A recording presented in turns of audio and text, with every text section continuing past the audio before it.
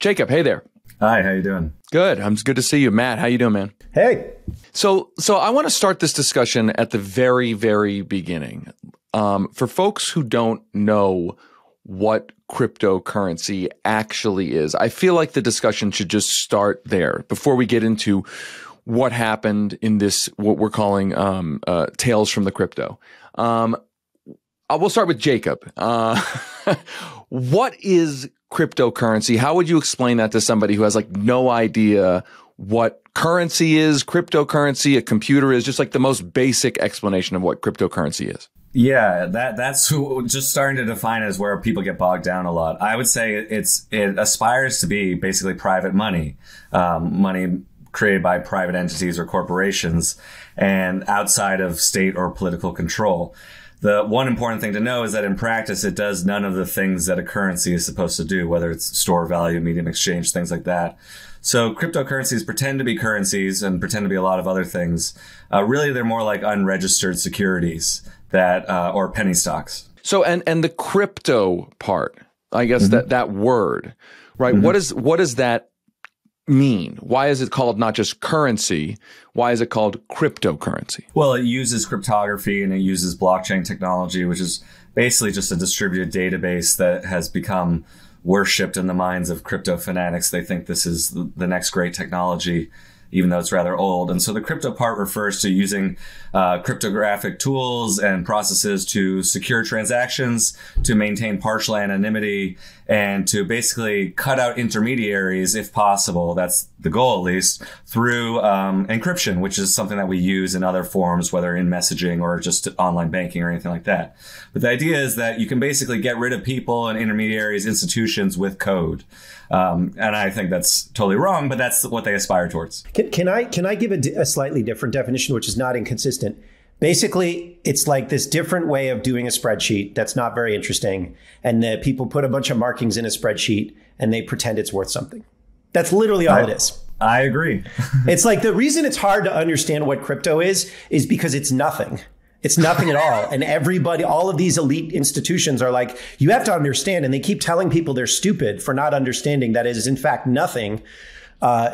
But it is. It's just like markings in a spreadsheet that random dudes on the internet say is worth something. So if I create like a Google sheet and I'm like, Matt Stoller, you now have 1,000 Sirota coins. Yeah. And I just mark it down on the second column, Matt Stoller first column, amount 1,000 Sirota coins. That's and it's encrypted, I guess, in some way. That's cryptocurrency. If you saved it in a specific spreadsheet that was a little bit more annoying and inefficient than a Google sheet, yes, that's all it is. And you'd have to be good at telling stories and being like, "This is the most amazing thing ever. Do you want to get rich quick?"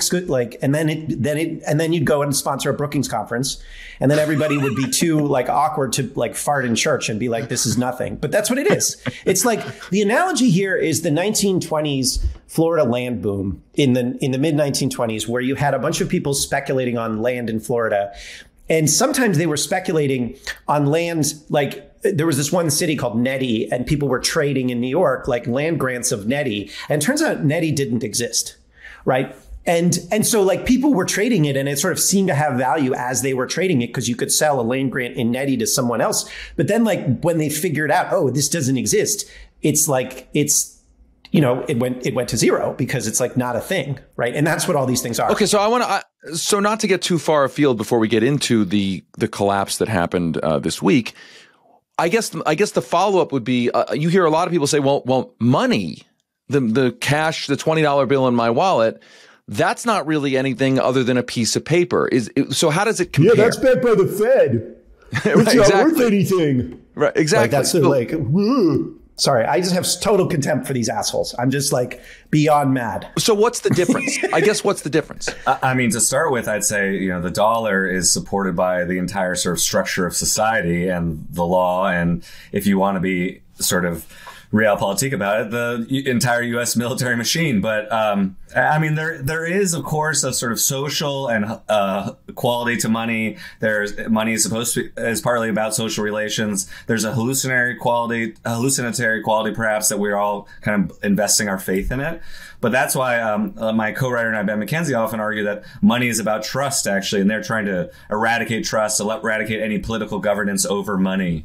And I just think that's not really what money is. Money's a creature of the state. Money is simply like the US dollar is a creature of US law. And we just say this is a means of exchange, and it's backed by all of these institutions, include the Federal Reserve, the Federal Deposit Insurance Corporation, the IRS. There's lots of like technical ways that you can talk about it. But there's a reason people are like, you know, when they're like, the money is fake, like no one is ever like, my money is fake. I'll hand you all my fiat currency. Like they never say that because it's not fake. It's just because it's like an abstract concept doesn't make it fake.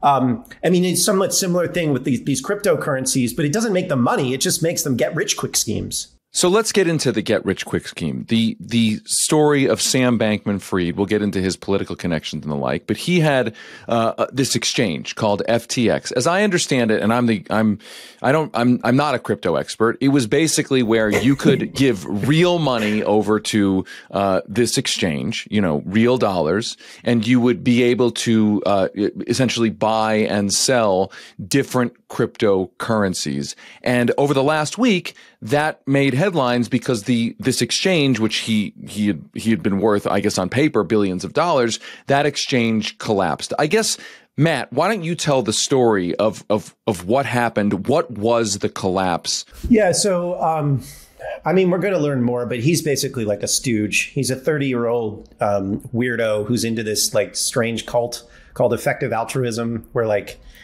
Matt Iglesias and those guys are like kind of in it too. Like it like penetrates the like core of these like annoying establishment types.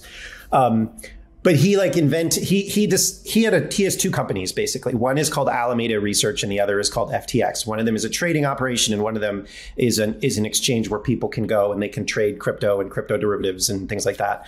And what he was doing is he was basically doing sham transactions between the two of them. It's very similar to Enron, except at one point Enron was doing something useful and the crypto was never useful. So, you know, it's like he printed his own currency, which were called FTT coins.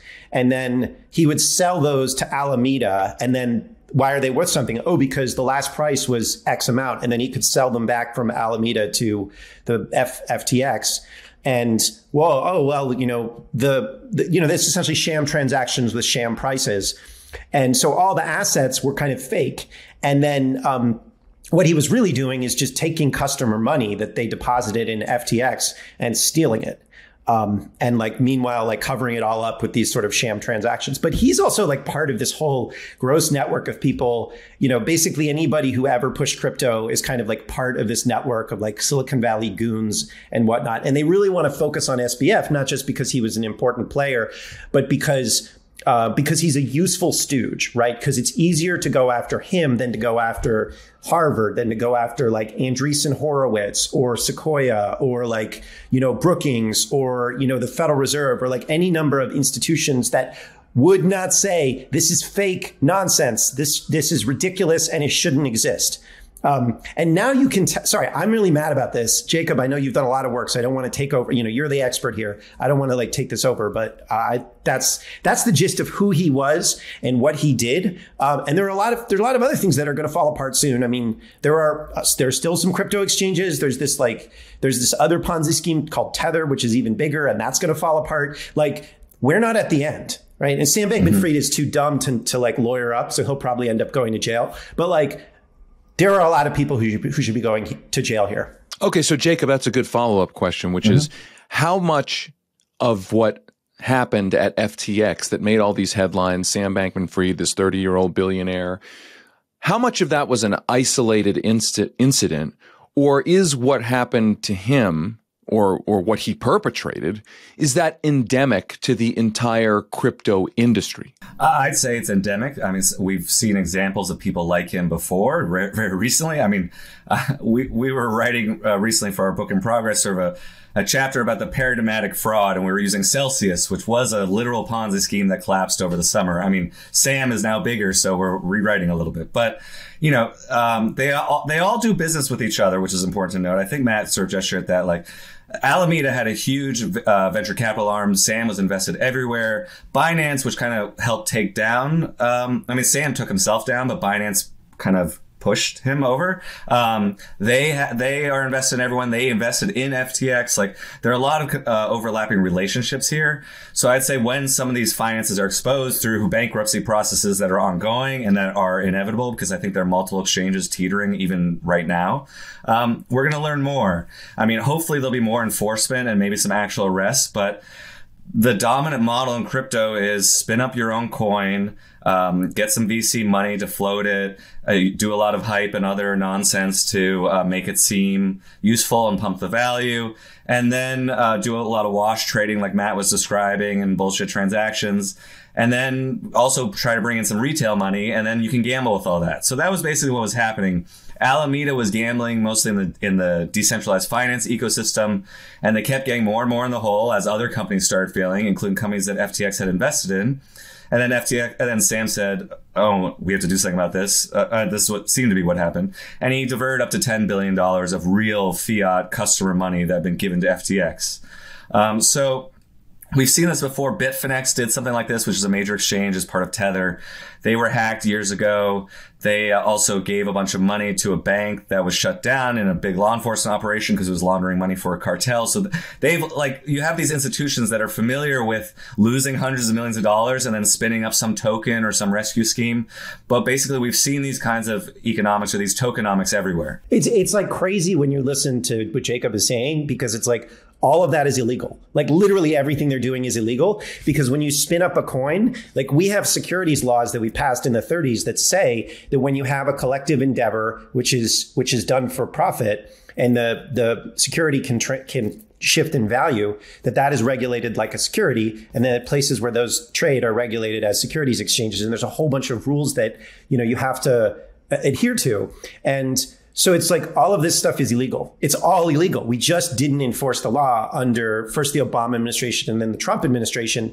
And once you allow this stuff to kind of sit in a gray area for long enough, it becomes hard to actually bring cases. Cases take a long time. And so, like, what's happened is you have the SEC that actually has been investigating since Gary Gensler took over in April of 2021.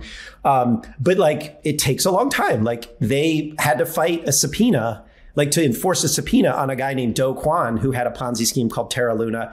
And it took them 10 months to even get it validated by the court, because Do Kwon hired like big law firm to fight, and like it went on appeals court. And by the time the appeals court said, yeah, you actually have to hand over information, the Ponzi scheme had collapsed.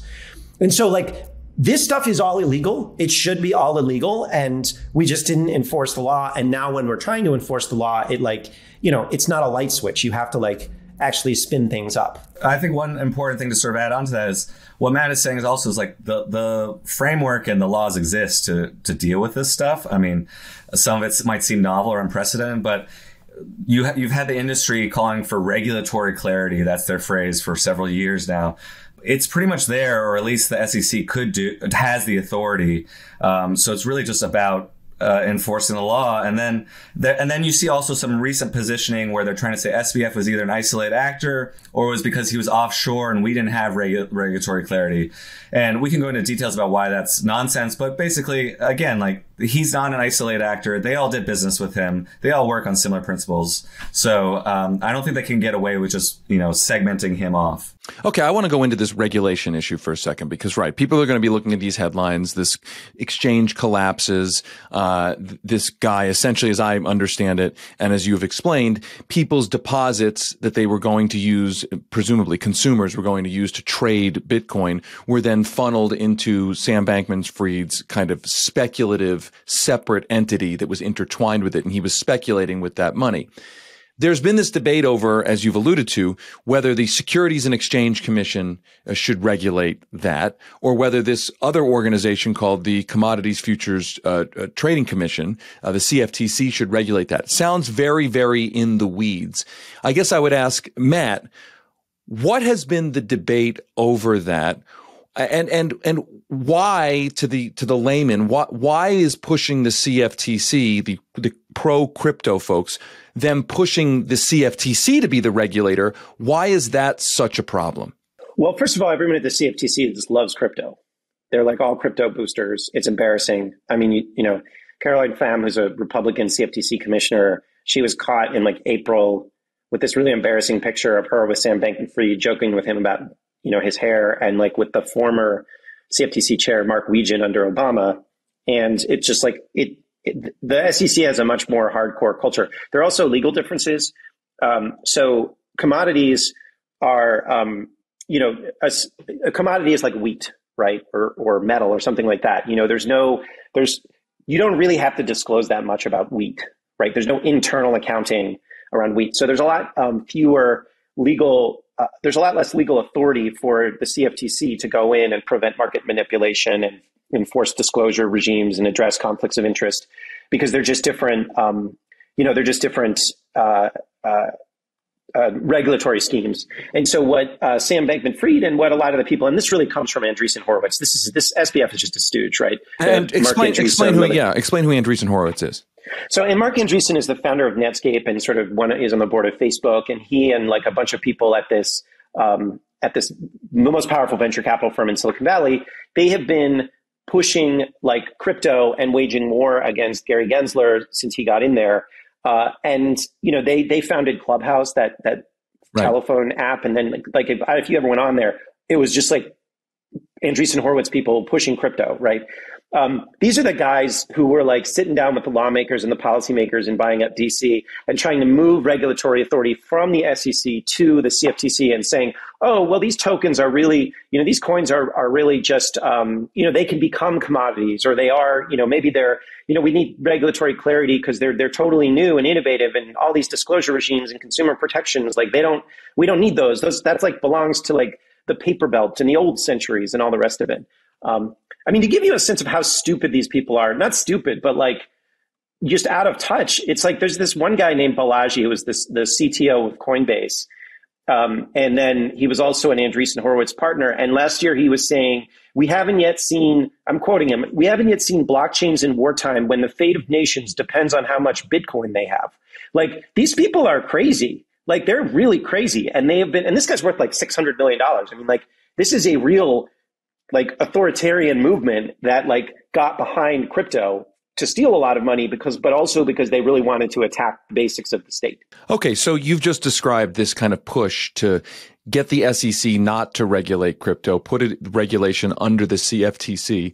That came two of the leaders of those pushes were Republican Senator Cynthia Lummis of Wyoming and Democratic Senator Kirsten Gillibrand of New York. They appeared together on national television and actually encouraged Americans to invest their retirement savings. I guess, Jacob, my question is, just tell us a little bit about the increase in lobbying from the crypto industry, the amount of money that came into politics, maybe from Sam Bankman-Fried as an example. And then I guess the question would be, after telling us about that, what in your mind, if any kind of culpability is there between the Republicans and the corporate Democrats who have been pushing crypto and or neglecting to really get serious about regulating it? Right. Well, Sam certainly expended a lot of money himself.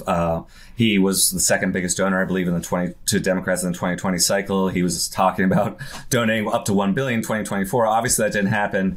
I mean, one thing we have to keep in mind is that while he was a big Democrat donor, one of his top executives, Ryan Salame, donated a pretty much equal amount to Republicans in this latest cycle. So they really had both sides covered. There were PACs that people at FTX donated to that donated to both sides of the aisle.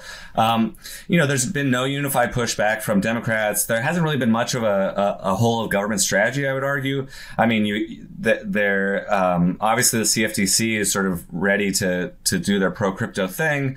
There have been these units established in the DOJ and in the FBI to go after crypto crime, and that, I think, came from the White House. But I think an easy layup would have been for Democrats to start talking more about consumer protection, and that, like, most people who have bought into crypto, like statistically, have lost money. I mean, actually, according to the mechanics of MLMs, 99% of people will lose money. And the fact that most people now just simply can't get their money out of exchanges because they shut down withdrawals, people are upset. I mean, some people are really in trouble. And one thing that my writing partner and I talk about a lot is that, some people lose $1,000 and it's no big deal. Some people lose $1,000 and that's rent or something enormous for them. And right now the industry is sort of acting like this is just another bear market. We're going to get through this. I heard a guy the other day say, I lost $2 billion. And I was thinking, I don't care. I care about the person who lost 500 who can't do that. So I think the Democrats are really falling down sort of their traditional kind of, middle class defender role, perhaps. I mean, it's been a long time since they've really done that. And I think that the money has just been so liberally strewn around that they were meeting with crypto people, not just Sam, but for the last couple of years, you don't really meet a lot with consumer protection groups or people lobbying against financial crimes or things like that. I just want to point out something, David, that both Jacob and I were warning of this scam a long time ago. Right. So we're not like, there's a lot of people who are now saying, oh my God, I can't believe this. This is absolutely ridiculous. But to be clear, like Jacob and I were saying this when the bubble was hot. And that's important. I mean, I should mention, there have been some people, you two as an example, but Sherrod Brown as an example, the Ohio senator. And Elizabeth Warren. Right? And Elizabeth Warren. Both of them have been warning about that, warning about crypto as a whole for a very long time amid all the hype. Let me make a point about some regulatory successes, because I think it's important to not overlook the fact that some good things did happen. So I don't know if you remember a few years ago, but Facebook tried to create their own cryptocurrency, Libra, right? And they didn't. They weren't able to do it because regulators said, you can't do this. And can you imagine what kind of mess that would have fostered if they had been able to do that? They just can market that to 2 billion people instantly. Another regulatory success is that though it's a series of scams, it didn't affect the real economy. This is not a systemic crisis. And that's like the biggest, that's the biggest point here is, and this is, I think, partly due to Gary Gensler and partly due to people like Sherrod Brown.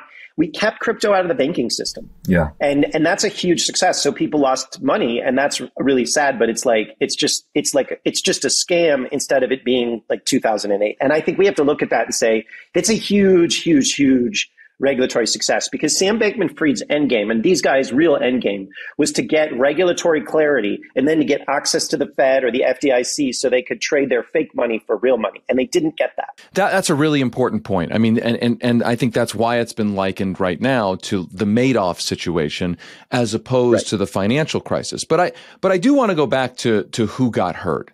In the last few years, we've seen this massive advertising push from the crypto industry to try and lure regular folks into investing. And also, by the way, an effort to try to get into people's 401ks. There were, of course, the now infamous Crypto.com ads, which featured a slew of A-list celebrities hawking crypto. Knowing what we know now, there's a specific question and then a general question. The specific question is, who that we know of, who is actually harmed by FTX's specific collapse and the crypto market drop off? And then generally, does the crypto market drop off hurt lots and lots of people? I mean, we're talking about 1 million people. We're talking about 10,000 people. What kinds of people? I guess, Jacob, give us a sense of the blast zone of the situation. Yeah, it depends how you measure it, but Pew's done some studies, and I think in general, it's somewhere around 14-15% of Americans perhaps have bought into crypto. It's certainly not mass adoption.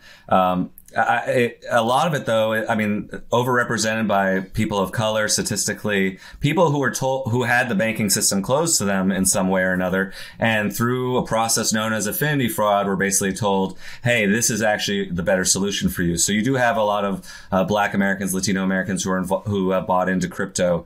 It skews, of course, mostly young men, mostly sort of 18 to 35 or so. One thing that I do start hearing from people, both in interviews and just reading and reporting, is that there are some social losses too. There's loss of trust. There's, you often have a man in a couple who has bought in, of course, and his partner doesn't get it or doesn't want him to do it. And then, oops, the money's gone and you have to explain that. And so there are a lot of, there are consequences for families and things like that. I agree with Matt that I think we're lucky that it hasn't been systemic. I mean, the SEC managed to sort of contain the contagion. They kept saying no to ETFs, which is one of the great dreams of crypto believers, to provide more fresh money, more fiat in the system. And the SEC keeps saying no. There's so much market manipulation here, and Tether especially seems to be sketchy, essentially. They're actually, I think, copying and pasting the text for each rejection letter. So, there are social consequences. If you go on Reddit, a lot of the crypto subreddits, especially during some of these times like now, will have a suicide hotline number at the top. So, I think more comprehensive data about the blast radius and how many people are affected will be later. Celsius, for example, which treated itself like a crypto bank, had claimed to have more than 1 million customers. FTX certainly has hundreds of thousands. FTX also had a lot of money from other crypto companies. So, especially ones they invested in, they reportedly pressured them, hey, keep your money with us. It's safe. So they're going to be radiating effects. I really think a few more exchanges could go down this week or next. So it's going to take time to really suss that out, how many people are really affected. Let me ask Matt Stoller. I want to turn back to you and play devil's advocate for a second here, just to go 50,000 foot view. Again, to go back to the specific Sam Bankman-Fried scandal, FTX seemed, obviously, now that what we've learned, seemed like a scam, but a kind of almost in a sense, a kind of garden variety scam. Money came into an exchange. The money was misused to essentially gamble. And I guess the devil's advocate argument is that it's not necessarily related or specific to crypto. It was just a scam. And there are similar scams in the crypto world, ostensibly, and that a scam is a scam regardless of what is being scammed upon. That it's not specific to crypto. And I guess crypto proponents would say, listen, there's a good way to run crypto. These are just bad apples. What do you say to that? Well, I think this is why I think the focus on SBF can politically useful for a lot of people, but is the wrong way to look at it. Every single major crypto institution has fallen apart in, slightly different ways, but essentially fraud was at the core of it. So it wasn't just, as Jacob mentioned, it was Celsius, it's Terra Luna, it was Three Arrows Capital. It was like, you can go down and find an endless number of big guys who were scamming. And then you have all the pump and dump guys who were much smaller. But every single part of the crypto space was based on fraud and money laundering. I always ask people who are into crypto, I'm open-minded. I'm open-minded. What's a use case? Give me a use case, right? If it's so cool. And I have never found a use case. No one has ever given me a use case that is anything but a variant of fraud or money laundering. I was the first time I went on a podcast to debate this guy who was he was like a Republican telecom lobbyist turned crypto lobbyist. Cause you've lived in DC, David, the worst people got onto crypto, right? And the guy who was hosting the podcast was a nice guy, but he's really into Bitcoin. And I said to him, I was like, Peter, so, what was how'd you get into Bitcoin? What happened? He was like, oh, I was trying to buy drugs on the internet. That's, I've heard that a lot. That's it. It's that's what people use it for. And they also often say, oh, well, what about in authoritarian regimes when people, have to, they need a way of fighting the state. But it's that's money laundering. We shouldn't have authoritarian states if we can avoid it. But they're not fighting authoritarianism. They're just trying to break the state. It just happens to be that some of those people live in an authoritarian state. So that's the gist of what I saw. And that's why it's all, I didn't know the specifics of Sam Bankman-Fried. Jacob knows the specifics of all of these in much greater detail because I just looked at it and I was like, oh, this is all just a fraud. And I knew people like Jacob and various others were tracking in detail. But you don't have to know the details. You just have to know it's fake money designed to buy drugs on the internet. And then they built a whole bunch of institutions that don't really do anything except trade with one another. And it's you don't need to know more than that. I agree. So let's start let's go back to where we started this conversation with one last question. The spreadsheet idea. Okay. Crypto is a spreadsheet, Sirota coin. I just have a spreadsheet, a Google Doc that says Jacob has 1,000 Sirota coin. Matt has 1,000 Sirota coin. All of a sudden, we bought at a discount because we're VCs who are friends of yours. Right. There you go. I gave you the friends and family discount. Then we get to dump them on retail in a few months. Right. So when we talk about, outlawing crypto, I'm putting that in quotes. This all needs to be outlawed. What do we mean by outlawing crypto if crypto is essentially just a spreadsheet? I guess what I'm asking is, what specifically are we outlawing? There's obviously fraud and the way crypto is used, but if we're outlawing the thing itself, what does that actually mean in practice? I mean, I'm sure Matt could get at some of the policy and mechanics of this, but it could be about controlling the on-ramps and off-ramps into the conventional banking system. I mean, that's one way to do it. As many people in crypto are pointing out right now, FTX was an offshore company, though it had a U.S. counterpart. Sam himself had over 130 companies that filed for bankruptcy under him. So these organizations tend to be global and tend to have presences in various countries. I mean, Binance is by far the biggest exchange in the world, and it's mostly overseas.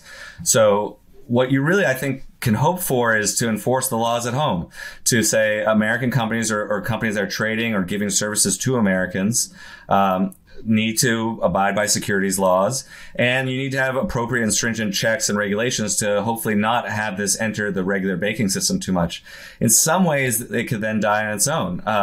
I think if you actually have a real multinational law enforcement effort against something like Tether, which is being investigated by the DOJ, that's basically the central bank of crypto right now, that would also shrink this a lot. I don't think you can hope to really get rid of this stuff or have some wholesale prohibition that is completely effective. I think a lot of it will be offshore and sort of pointed towards Asia and the global south, but you can control where it interacts with U.S. banking systems and how laws are applied to people working and doing business here. Yeah, I think that's basically right. What you need is an emergency appropriation of $100 million or something to the SEC and to the criminal division to just go in and just bring mass litigation against anybody who's issued a coin and just say you have to register with the SEC and you have all of these regulatory requirements. They will all effectively disappear. Same thing with the exchanges. The exchanges are probably easier. But like the point is what you want to do is establish the legal precedent that you can't do this again. Right. And then, put some handcuffs on people. But I think the real way to address this is to get to Mark Andreessen. I think if you have to arrest somebody who's at a very high level in American society, and my view is like Mark Andreessen is the guy who was masterminding a lot of this. He's masterminding the smear campaign on Gary Gensler. He's the guy who's sort of corrupted politics. Like you have to, this didn't come from nowhere. This came from those same political elites that deregulated Wall Street, that facilitated the rise of big tech, that facilitate all forms of cheating. And like, you have to get them, right? Instead of some like annoying 30-year-old who was like friends with Matt Iglesias or whatever. Like this is about, the power players here. They're out in Silicon Valley. I mean, I also think it would be really important. I think it'd be really great if like Matt Damon gave his money back to a fund for crypto victims. I think it would be good if like all the Hollywood stars who did that, I think if the stadiums who got money from FTX, I think it would be really good if they all gave money into a fund to distribute to victims. Because we need a mass social repudiation of these people and these scams. Like FDR said something in 1932 before he was president. He said, the time to act is when the public's fingers have been burned in the fires of speculation. That paraphrasing, that was the gist of it. And it's like, now is the time to act. Now is the time to say, okay, let's not do this again. And frankly, I think we're going to have a real crisis in the next 4 or 5 years. And this is a good opportunity, like a test case to get the SEC and our bank regulators actually ready for something that hits the real economy with like private equity fraud and all sorts of other things that actually are running real businesses and corrupting them. So that's like, I think there's nothing bad about this collapse. It is glorious. It is just great. And it discredits all sorts of people who deserve to be discredited. It's just like, We have to now just sort of do the political work to make sure that they actually get discredited. Jacob Silverman is an investigative journalist writing a book called Easy Money, Cryptocurrency, Casino Capitalism, and the Golden Age of Fraud. It comes out next year. You can follow him on Twitter at SilvermanJacob. Matt Stoller is the director of research at the American Economic Liberties Project, and he writes a Substack newsletter, which I read every single edition of. That Substack newsletter is called Big, and you can follow him at Matthew Stoller on Twitter. Thanks to both of you guys, and thank you for having blown the whistle and for continuing to blow the whistle, even when it wasn't cool. So I think just to express that gratitude that you have been making this argument for a long time when it was politically unpopular, and thanks to both of you for the work that you do and for blowing that whistle. Glad to do it. Thank you. Thanks.